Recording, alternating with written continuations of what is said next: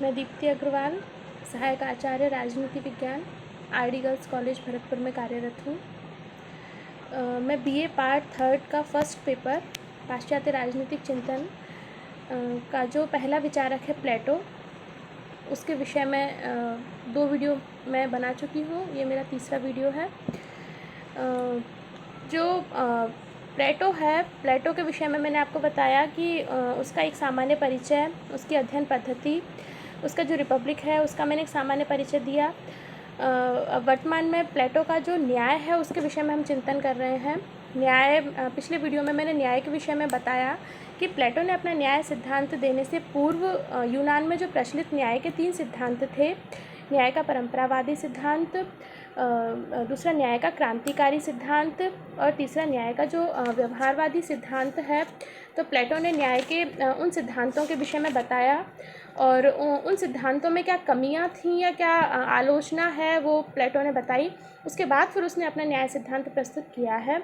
ये सिद्धांत उसने अपनी पुस्तक रिपब्लिक में प्रस्तुत किया है। प्लेटो ने, यदि हम देखें कि प्लेटो का आदर्श राज्य जो प्लेटो की चिंतन की जान है वो कैसे बने, तो उसमें 3 चीज़ मुख्य रूप से शामिल हैं। एक तो उसका न्याय, दूसरी उसकी शिक्षा पद्धति और तीसरा जो है वो है प्लेटो का साम्यवाद। वो है साम्यवाद प्लेटो का। तो जो न्याय सिद्धांत है, न्याय सिद्धांत में वो न्याय को और शिक्षा को वो आदर्श राज्य की प्राप्ति का सकारात्मक साधन मानता है और जो साम्यवाद है उसे आदर्श राज्य की प्राप्ति का नकारात्मक साधन मानता है। प्लेटो ने न्याय को जो विवेचना की है वो 2 रूपों में की है। एक है व्यक्तिगत न्याय और दूसरा है सामाजिक न्याय।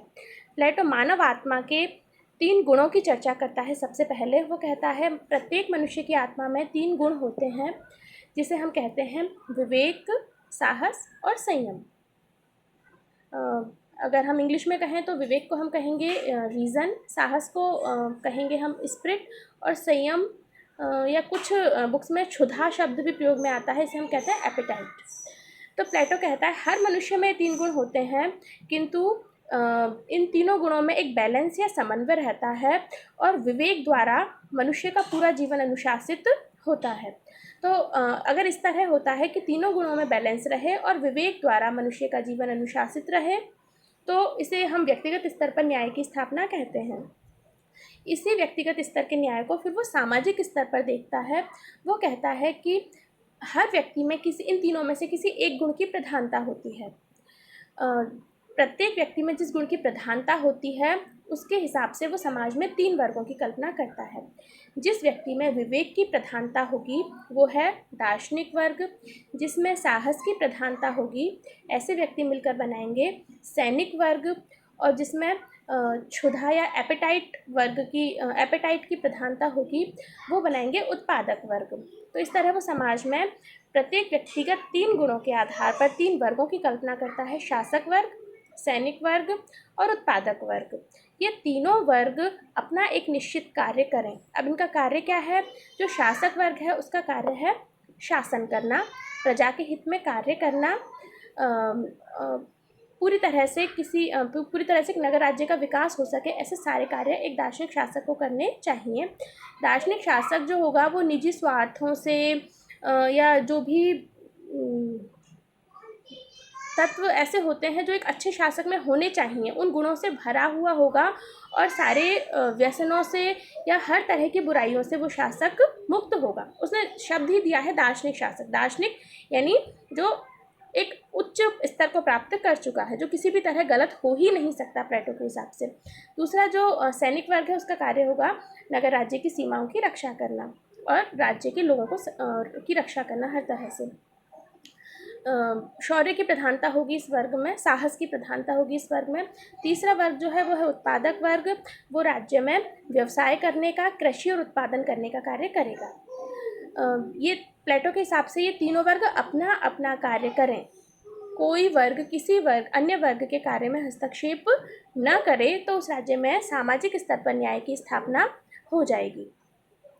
तो एक कथन है प्लेटो का जो मोस्टली एग्जाम्स में पूछा भी जाता है, वो इसी सारी व्याख्या से संबंधित है कि स्पष्ट कीजिए कि राज्य व्यक्ति का वृहद रूप है। तो इसमें हमें यही बताना है कि व्यक्तिगत स्तर पर 3 तरह की न्याय की बात करते हुए वो व्यक्ति के जीवन को विवेक द्वारा अनुशासित करना चाहता है, यानी अच्छा व्यक्ति वही है जिसका जीवन विवेक से अनुशासित है।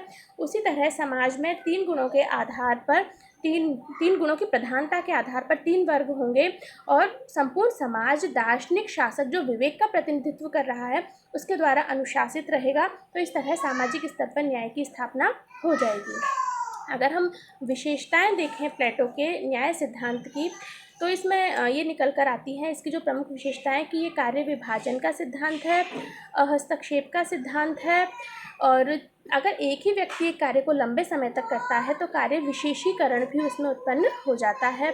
एक आदर्श राज्य की स्थापना के लिए शिक्षा और साम्यवाद के साथ साथ एक न्याय की पूरी व्यवस्था होना बहुत ही आवश्यक है।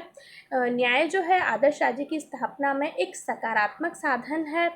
ये बहुत इम्पॉर्टेंट है। न्याय के बिना प्लेटो का आदर्श राज्य संभव नहीं है।